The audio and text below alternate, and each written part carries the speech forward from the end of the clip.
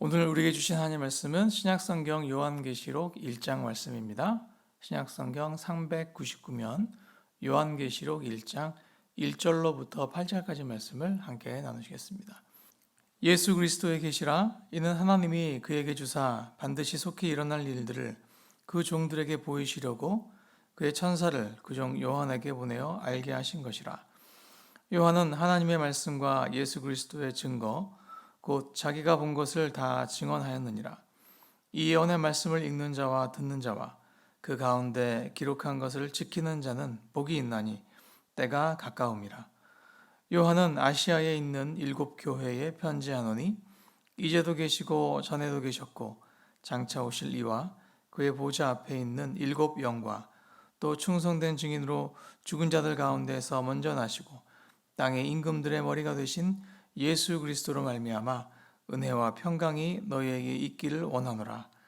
우리를 사랑하사 그의 피로 우리 죄에서 우리를 해방하시고 그의 아버지 하나님을 위하여 우리를 나라와 제사장으로 삼으신 그에게 영광과 능력이 세세토록 있기를 원하노라. 아멘. 볼지어다 그가 구름을 타고 오시리라. 각 사람의 눈이 그를 보겠고 그를 찌른 자들도 볼 것이요 땅에 있는 모든 족속이 그로 말미암아 애곡하리니 그러하리라. 아멘. 주 하나님이 이르시되 나는 알파와 오메가라. 이제도 있고 전에도 있었고 장차 올 자요 전능한 자라 하시더라. 아멘. 기도하겠습니다. 하나님, 오늘도 저희들이 주님의 말씀 앞에 섭니다. 주여, 생명의 말씀으로, 능력의 말씀으로, 동행의 말씀으로 이 시간 저에게 임하여 주시옵소서. 우리의 마음의 문을 활짝 열어드리오니 주여 임재하여 주시옵소서. 예수님의 이름으로 기도드립니다. 아멘. 오늘부터 신약성경 마지막 책인 요한계시록이 이제 새벽에 강해로 진행이 되겠습니다.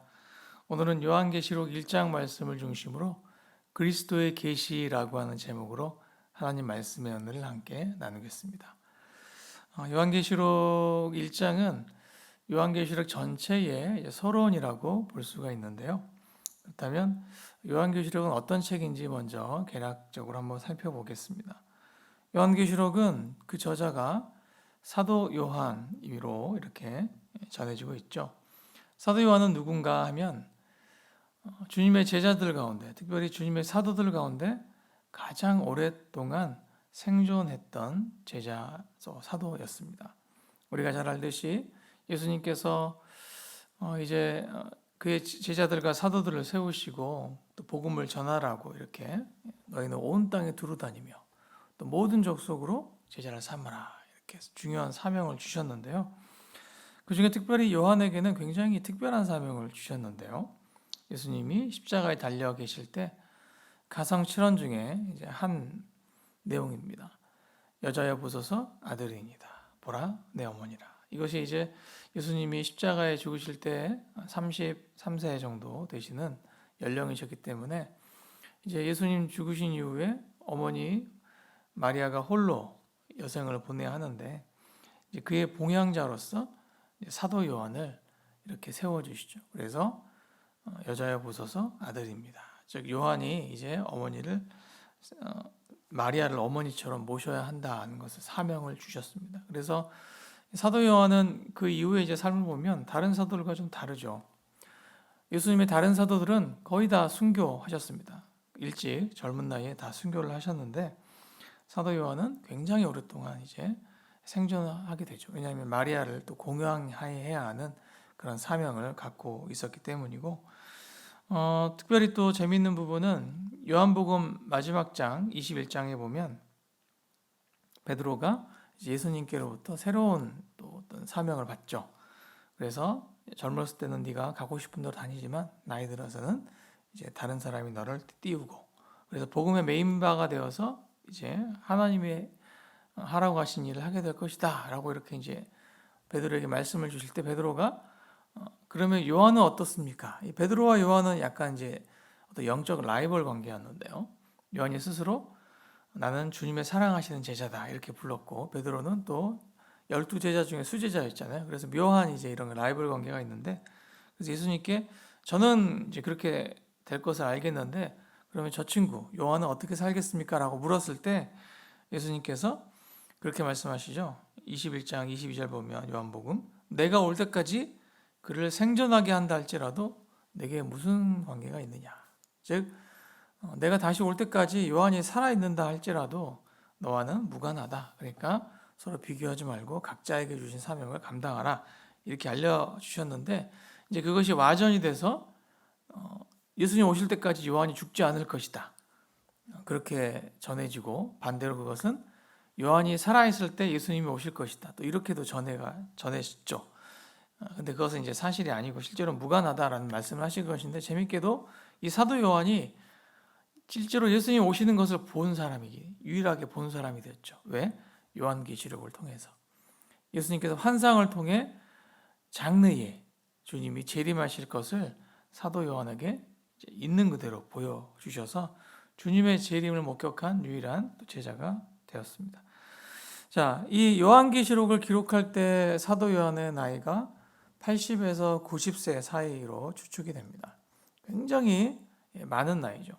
물론 구약의 여러 믿음의 선진들에 비하면 젊은 나이이긴 합니다만, 그러나 이 예수님이 제자들 중에, 사도들 중에 이렇게 오랫동안 생존하신 분이 안 계셨어요.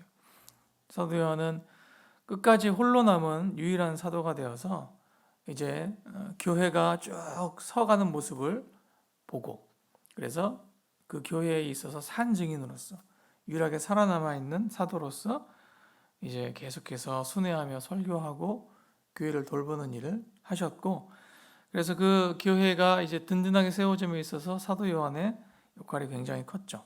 그러니까 성경 중에서 사도 요한이 기록한 성경들은 다 굉장히 나중에 쓰여진 성경으로 우리가 볼 수가 있습니다. 요한복음도 그렇고요. 요한 1, 2, 3, 4, 그리고 오늘 요한계시록도 마찬가지죠.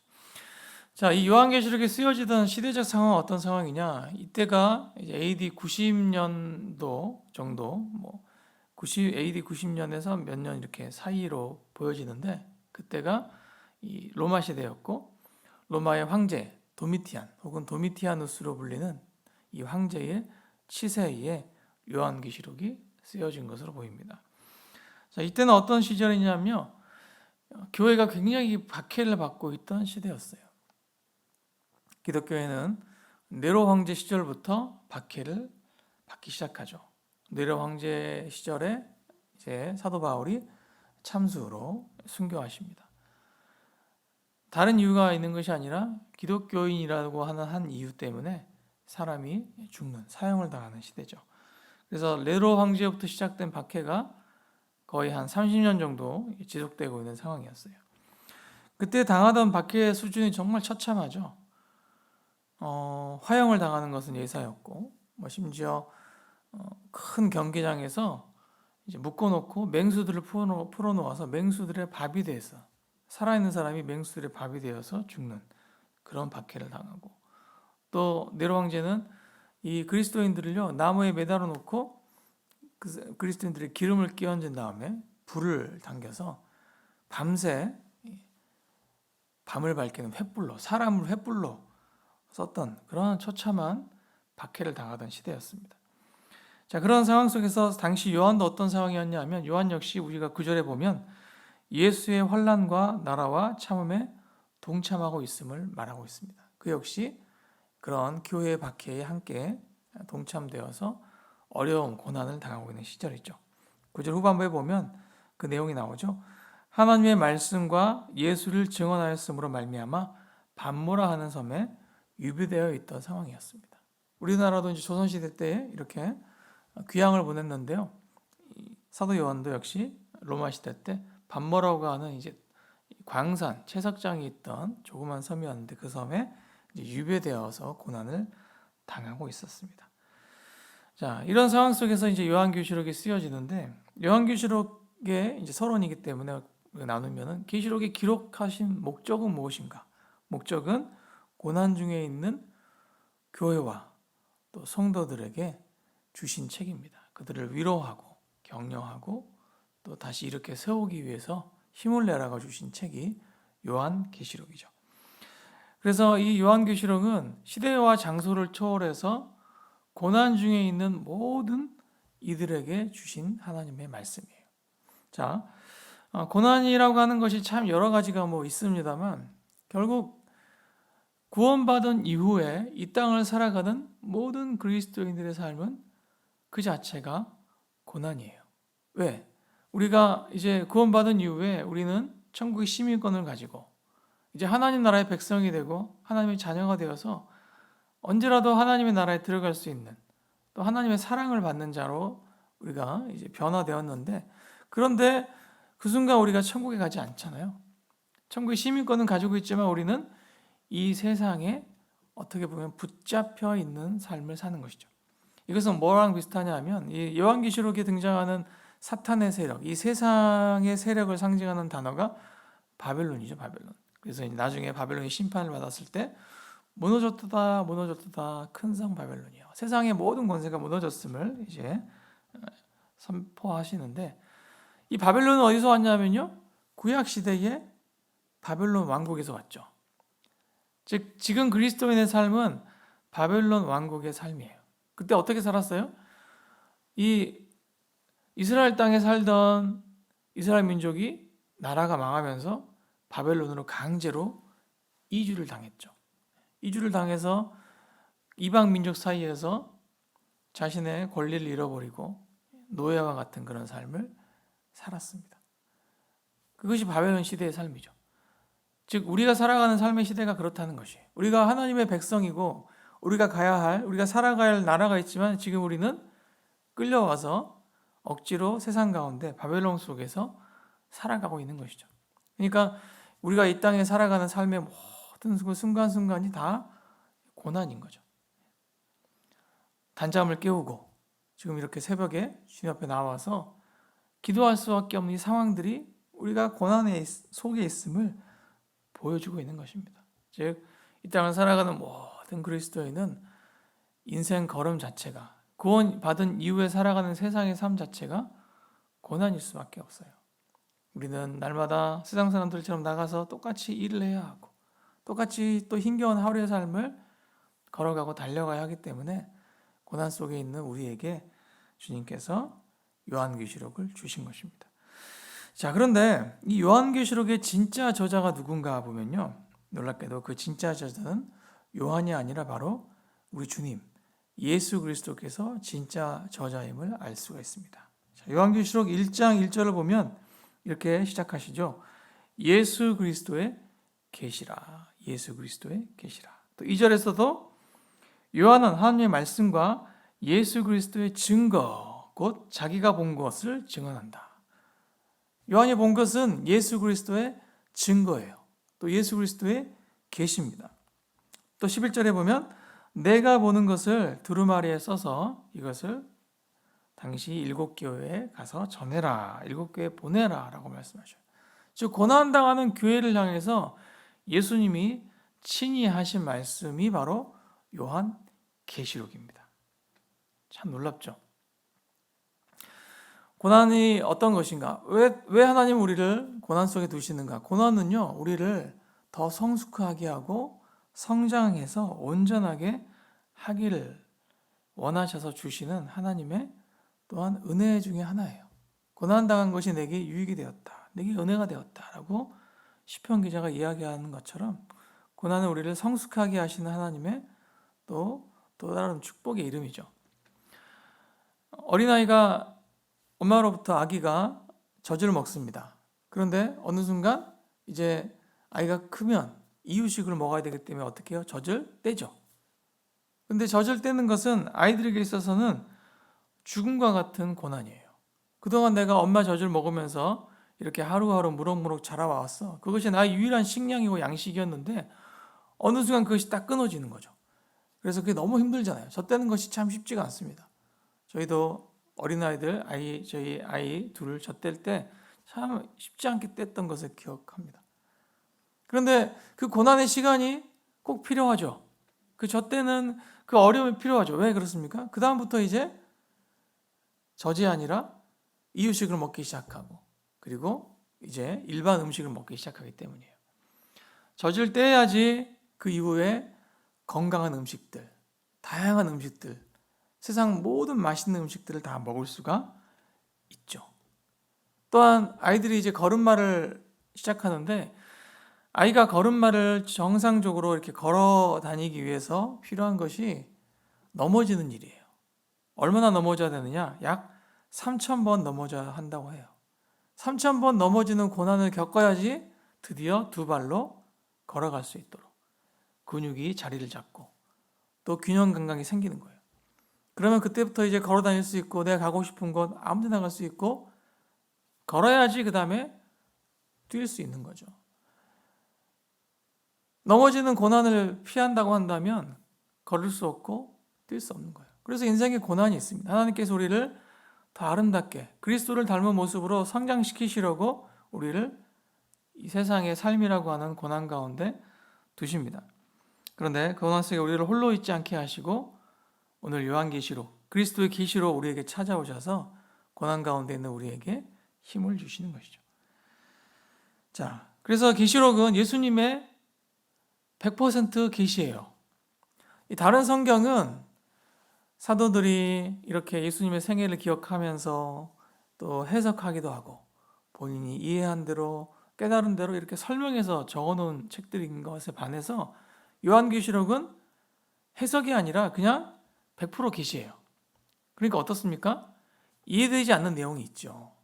그렇죠? 이해되지 않는 내용이 있을 수밖에 없어요.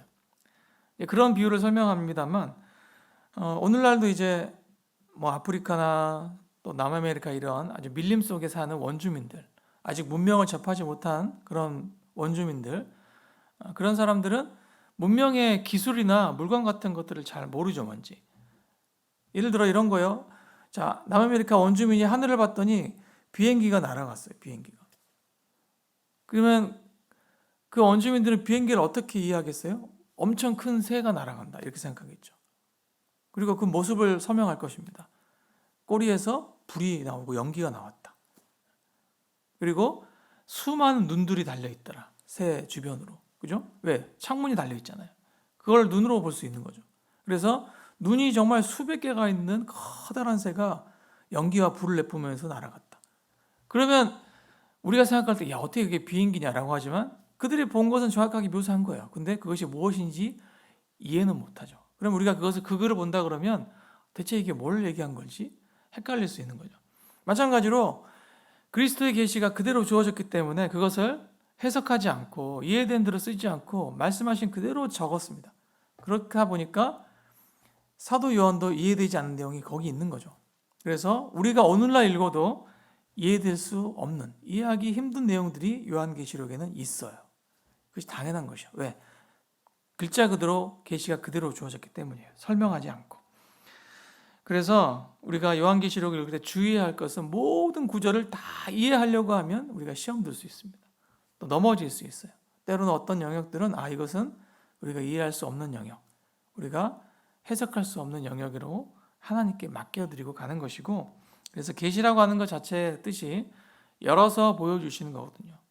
덮여있던 책을 이렇게 펼쳐서 보여주시는 거기 때문에 주님이 펼쳐주시고 넘겨주시는 것만 우리가 볼 수가 있는 것입니다. 그 외의 것은 우리가 다 이해하기 힘든 내용들이 분명히 있음을 알고 나머지 영역은 하나님의 주권으로 우리가 맡겨드릴 그럴 필요가 있어요. 오늘 1장에도 우리가 읽다 보면 이해되지 않는 내용들이 분명히 나옵니다. 그런데 그런 부분들은 이제 하나님께 맡겨드리고 우리가 이해되는, 우리가 열어 보여주시는 그 계시의 내용에 집중해서 나가면 되는 것이죠.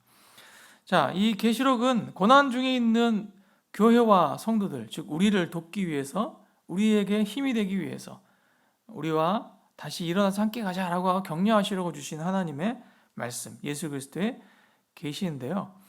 그래서 이제 요한계시록 1장은 계시록 전체의 서론이라고 할 수 있거든요. 이 계시록이 누가 주셨고 어떤 상황 가운데 어떤 마음을 가지고 붙들고 이 계시록을 이해할 것인가, 즉 고난 중에 있는 성도들이 어떤 마음의 중심을 가지고 하나님 말씀을 들어야 할 것인가, 살아야 될 것인가를 보여주는 것인데, 오늘 이 1장에서 하시는 말씀의 핵심은 이제 5절과 6절 속에 나타나 있는데요. 특별히 5절 후반부부터 함께 보겠습니다. 우리를 사랑하사 그의 피로 우리 죄에서 우리를 해방하시고 그의 아버지 하나님을 위하여 우리를 나라와 제사장으로 삼으셨다. 이것이 우리가 기억해야 할 하나님의 진리의 핵심입니다. 자, 그리스도의 계시의 핵심은 무엇입니까? 첫 번째, 우리를 사랑하사. 즉 주님은 우리를 사랑하신다는 사실이에요. 예수님은 우리를 사랑하십니다. 이것이 우리에게 있어서 우리가 늘 붙잡아야 할 정말 가장 중요한 진리예요. 하나님이 나를 사랑하신다. 주님이 나를 사랑하신다. 예수님이 나를 사랑하신다. 이것입니다. 우리가 성경을 읽을수록 깊이 연구하고 배울수록 우리가 더 깊이 알고 깨달아야 할 내용이 무엇이라고요? 바로 하나님이 나를 사랑하신다는 거예요. 주님이 나를 사랑하신다는 거예요. 우리가 찬송가에서도 부르잖아요. 예수 사랑하심을 성경에서 배웠네. 우리들은 약하지만 예수 권세 강하십니다. 날 사랑하심, 날 사랑하심, 날 사랑하심. 성경에 쓰여 있네. 성경을 읽으면 읽을수록 우리가 공부하면 공부할수록 말씀을 들으면 들을수록 늘 기억해야 할 진리, 하나님은 나를 사랑하신다는 사실이에요. 우리가 어려운 상황 가운데 낙심되어 있을 때, 이 요한계시록의 상황처럼 극심한 박해를 당하고 있을 때 우리가 다시 붙잡아야 할 진리입니다. 주님은 나를 사랑하신다는 거예요. 그러니 어떻게 하라는 것입니다. 내 손을 잡고 일어나자고 말씀하셔요. 나의 사랑하는 자야, 나의 어여쁜 자야, 내 손을 잡고 일어나 우리가 함께 가자. 우리의 신랑 되신 주님께서 이 아가서의 말씀을 통해 보여주셨듯이 나의 사랑하는 자여, 내가 너를 사랑한다. 그러니 힘을 내렴. 우리 함께 가자. 내가 붙잡아 줄게, 인도해 줄게, 동행해 줄게. 나와 함께 하자라고 말씀하십니다. 우리가 첫 번째 기억해야 할 진리입니다. 우리를 사랑하신다. 나를 사랑하신다. 자, 두 번째 진리는 무엇입니까? 그의 피로 우리 죄에서 우리를 해방하셨다. 자신의 피로 우리의 죄에서 우리를 해방하셨다는 것이죠. 우리가 배웠듯이 유월절 어린 양 되신 하나님의 어린 양 되신 예수님은 자신의 생명을 제물로 하나님께 올려드리면서 그 피로 말미암아 십자가에서 흘리신 그 피로 말미암아 우리의 모든 죄를 용서해 주셨어요. 유월절에 어린 양이 죽임을 당하고 그 피를 각 집의 문설주와 임방에 발랐을 때 그때 심판을 면함받은 것처럼 그것이 이제 그리스도의 십자가를 상징하는 사건이었잖아요. 그로부터 1500년 후에 골고다 언덕 위에서 주님께서 십자가에 자신의 피를 바르심으로 문설주와 임방에 그 피를 바르심으로 이제 우리의 죄가 용서받는, 우리를 죄에서 해방시켜 주시는 은혜를 우리에게 주신 것이죠. 그 사건은 역사적으로 일어난 사건입니다. 지금으로부터 2000년 전에 일어난 사건이죠. 그때 우리는 어디 있었어요? 아직 태어나지도 않았어요. 우리의 부모님도, 우리의 증조부모님도, 고조부모님도, 현조부모님도 아무도 태어나지 않은 그때 그 2000년 전에 우리와 상의하지 않으시고 우리가 의논하지 않으시고 우리의 의향을 묻지 않으시고 일방적으로 하나님께서 이 일을 먼저 이루셨어요.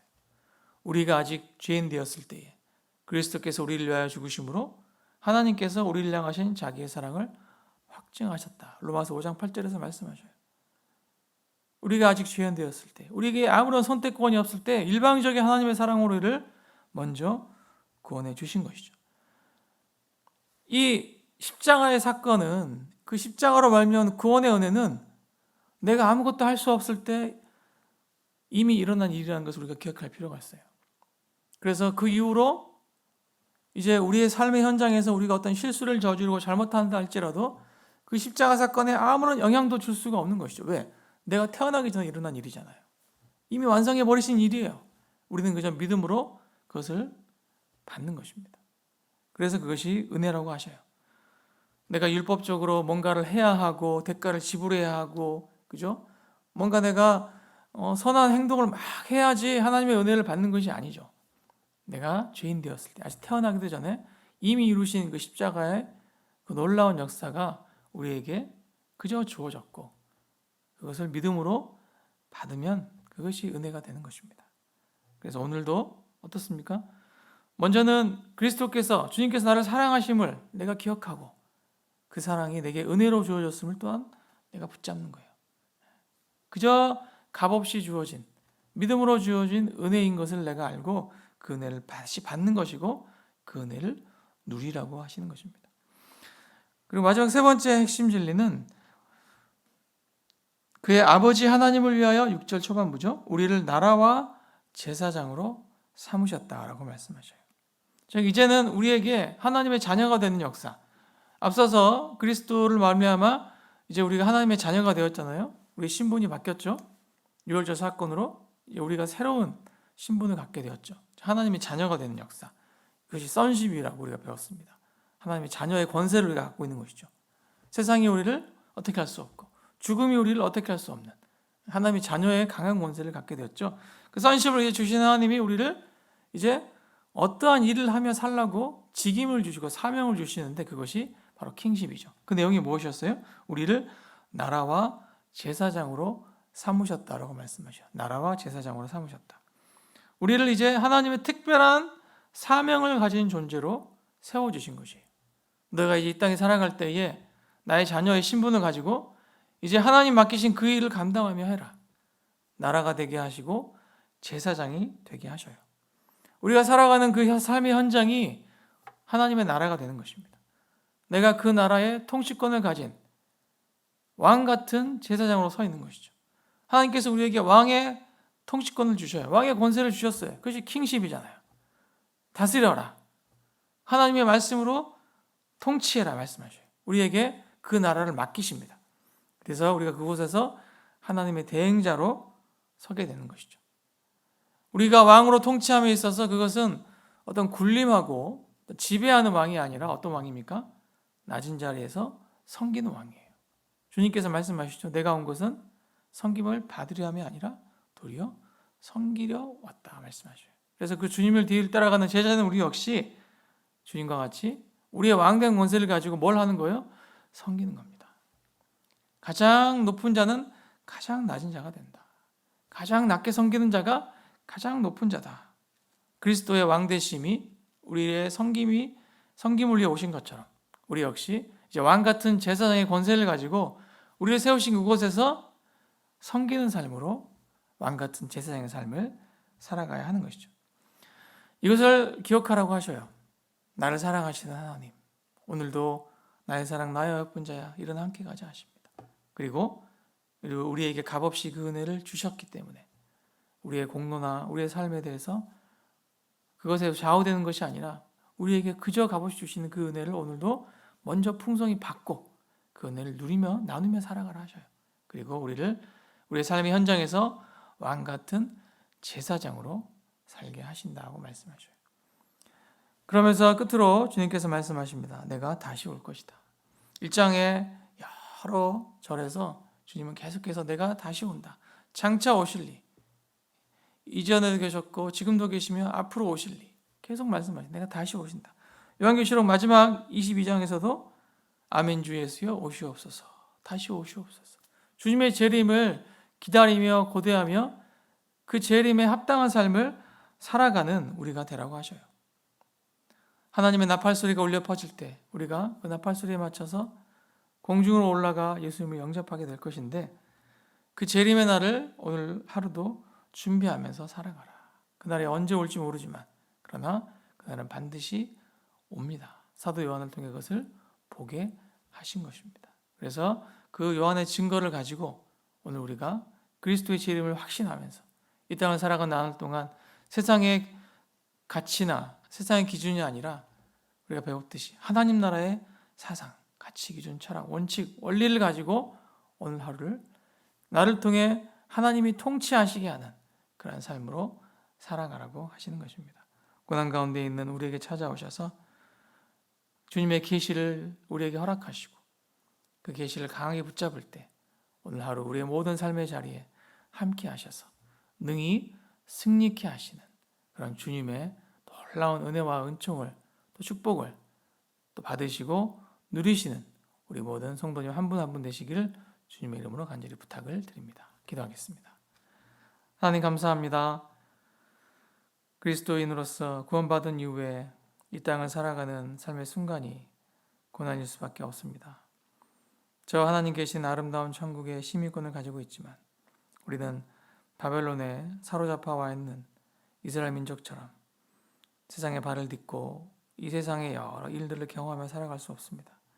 그렇게 살아갈 수밖에 없는 저희들, 고난 가운데 있어야 할 수밖에 없는 저희들을 불쌍히 여겨주셔서 함께 하시고 도와주시고 또 격려하시려고 그리스도의 계시 주님의 말씀을 저에게 주셨음을 다시 한번 기억합니다. 오늘도 내가 너를 사랑하니 일어나 함께 가자 하신 그 음성을 듣게 하시고 또 우리를 죄에서 해방시켜 주신 그 놀라우신 값없이 주신 그 은혜를 오늘도 충만히 받으며 누리며 살게 하여 주옵소서.